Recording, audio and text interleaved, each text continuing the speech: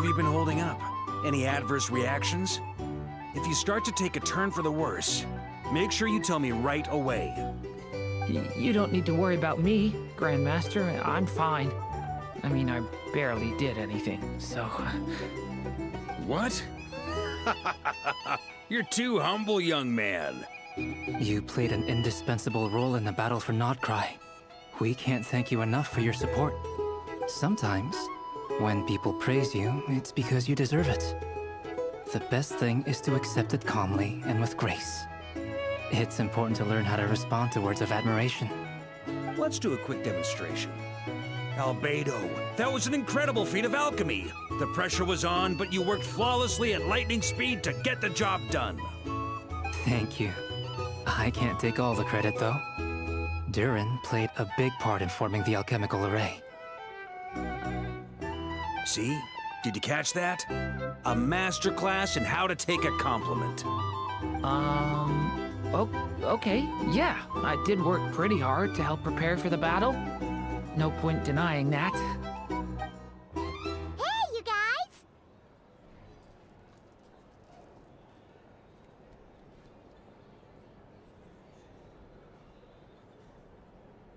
Hey, look who's bounced back. Looking good, Traveler.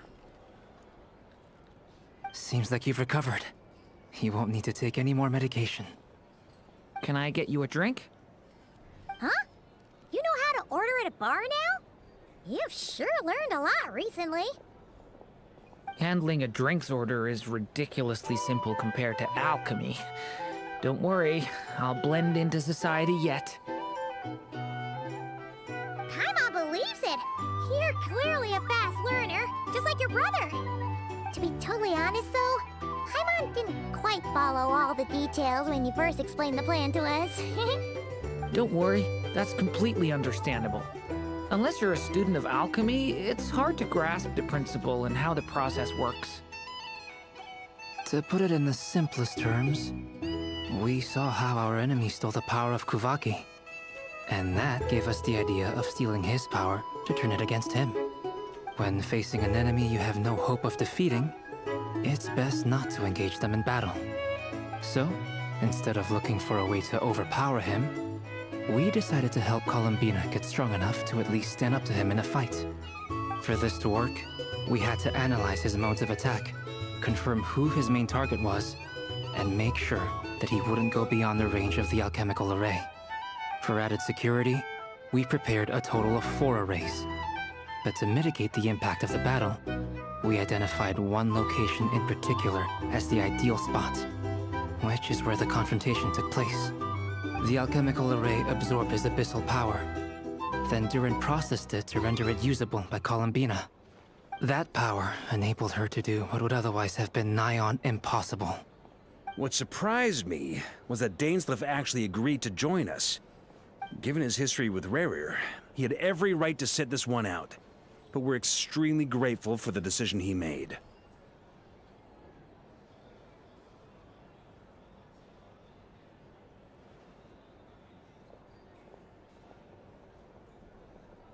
It must have been a painful choice to make. But I'm sure that making a decision was far better for him than staying in limbo. Absolutely. He was torn between 2 paths, but in the end, he made his choice and stuck to it resolutely. He doesn't strike me as the sort of person who'd stay trapped in limbo for long. Anyway, however you cut it, everyone gave a stellar performance.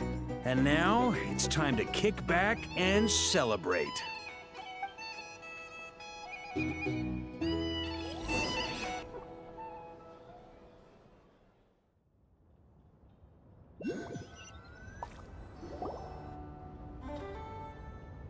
That's the only reason you're here. Yes. I've thought a lot about it. And I've realized that you, me, and Arlecchino should be friends. I think this is very important. So I felt I had to come and tell you. Well, this is a new one. I'm so moved. I can't even hold my teacup. If that's all, you can leave now. Do you not want to be friends with me? Or is it that you prefer being co-workers? What is this, Columbina? Are you deliberately testing my patience threshold? Right now, my politeness module is active. But if you say another word, I swear I'll shut it down. If your politeness module was active, wouldn't you say the word please at some point? Polonia, please see Lady Columbina to the door. Will you still invite me to your next tea party? What? Yes, I think you will. Bye-bye, dear Sandrone.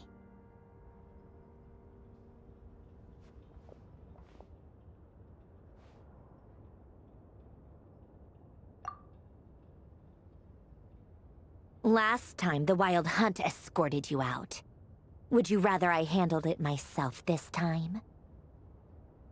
We just wanted to, see how you were doing now that it's all over. Why? Out of concern for my safety? I hope you didn't seriously think that the Rayhir of Silnari would be able to lay so much as a finger upon me, given how prepared I was. Mostly because you kind of helped us out, so we just wanted to check you were okay. Looks like all your robots are fixed, huh? Oh, don't you worry about that. Tea time is already a write-off. The visitor before you managed to kill my appetite. If you're in the mood for tea, go ahead and help yourself.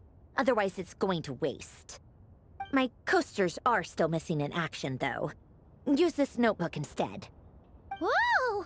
Pretty hefty notebook. Look at all those calculations.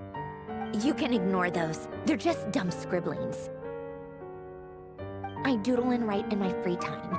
Sometimes I remember the distant dreamlike past. Sometimes I imagine the far-flung future. And other times, I grit my teeth and note down all the crazy nonsense going on in the present. Some people do the crosswords in the newspaper. This is my equivalent of that. Trying to predict the future is like daydreaming. And writing about the present just makes me furious. The past is my favorite. If nothing else, it's already set in stone, so I don't have to rack my brains trying to figure it all out. Huh. Although, having said that, the only vaguely interesting memory in my past is probably that guy they call Lord Artificer.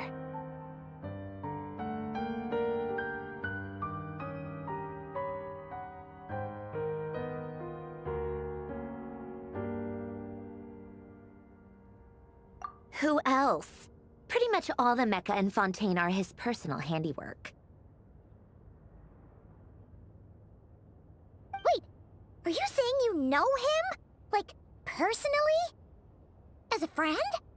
I mean, I guess we were friendly enough.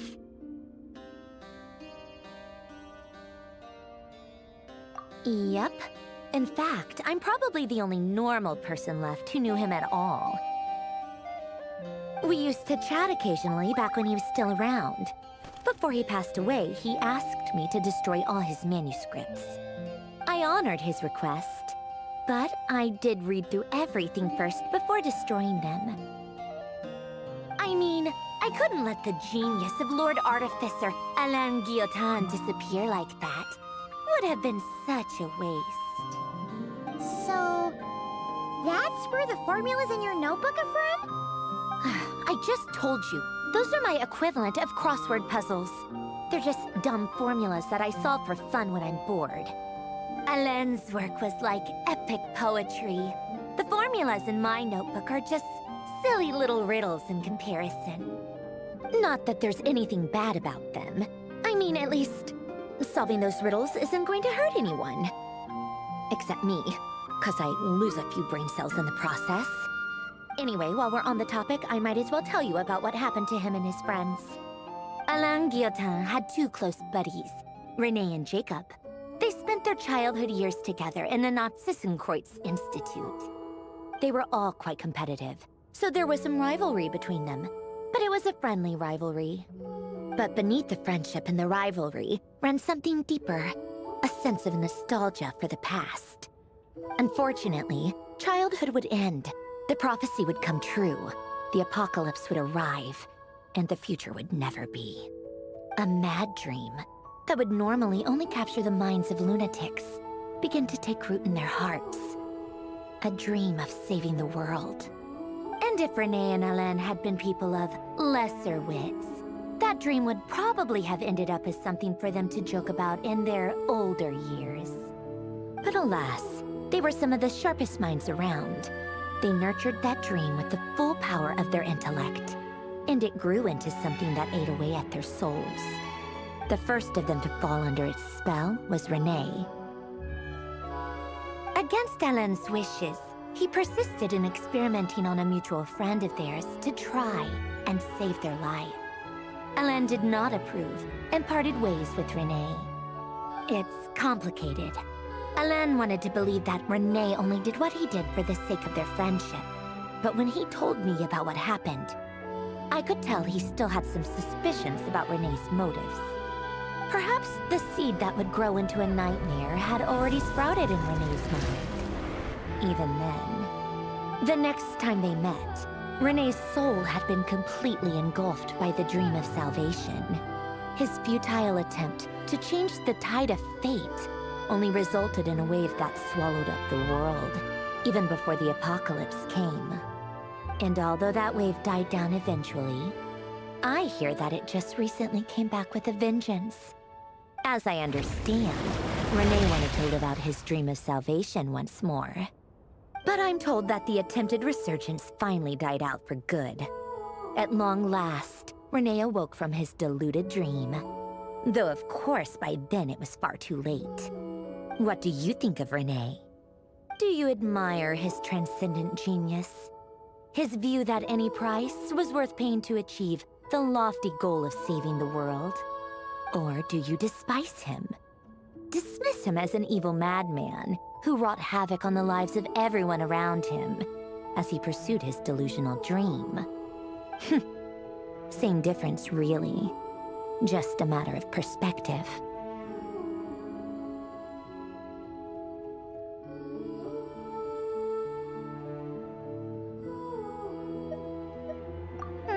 What a cop-out. But I suspect you'd have a more incisive and insightful answer if we dug into it further. I don't like fanatics who give up their whole lives for their ideology. Nor do I like fools who let their delusions take control. Maybe I could understand if Renee had just been an ordinary person. But he had a sage-like intellect.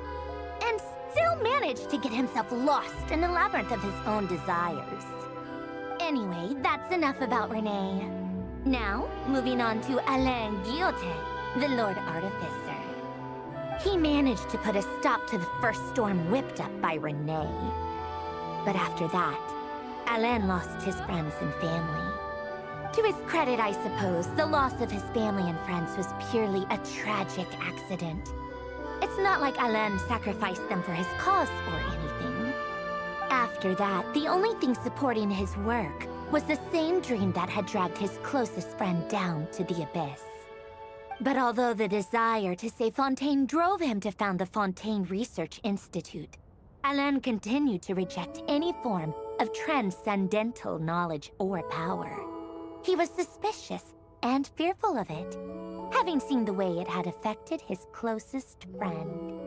I think that formulas and machines derived solely from human intellect were the only thing that gave him a sense of spiritual comfort. Yet Alain's intellect was simply too great. It barely left him space to breathe in his lifetime. Once he realized that the end of his life was approaching, he finally accepted the truth. The Nazissenkreuz Institute needed someone, and a human being, to see its story through to the end. He quit working on his formulas, trading them in for the fairy tales that had played such a formative role in his childhood, but which he barely touched in his adult life. He told me that the director of the Nazissenkreuz Institute used to read those fairy tales to the children as bedtime stories. Apparently, they worked wonders at sending kids off to sleep. I think that all he wanted at that time in his life was to be able to sleep deeply without being plagued by depression. By that point, nothing else really mattered. At the very end, he laid down to rest in the ruins of the former Nazissenkreuz Institute orphanage. while the Fontaine Research Institute he had founded continued tirelessly with its work. Many years after that, tensions over competing dreams would once again cause a rift, this time between members of the Fontaine Research Institute. But the actions of those fools had nothing at all to do with Alain. And that is the story of two people from the Nazissenkreuz Institute who both wanted to save the world. One went all in on his fantasy of salvation without ever looking back, and ended up calmly sinking to the bottom of the deepest sea. The other sought desperately to burn bright in his life, even though he wasn't sure where he was going. I do sometimes wonder, why is it that people like them have such grand hopes of saving the world? Even the grandest tree starts as a tiny seed.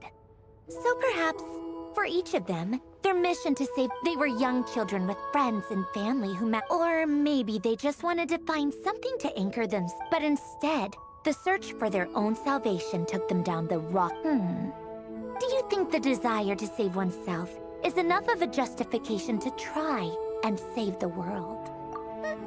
The way you said that sounded just like Alain. I asked him the same question back when he was in his prime. Putting all of his inner, he gave the exact same answer as you did. No elaboration, just a quick short answer before getting right back to his work. All right, tea time's over. I owe Arlecchino a favor for telling me these stories. I'll have to bring a whole sack of gifts the next time I visit the House of the Hearth. I'm gonna go tinker with Polonia now. You guys can do whatever you want, as long as it doesn't involve interrupting me. Polonia, exit hibernation mode. Begin diagnostics.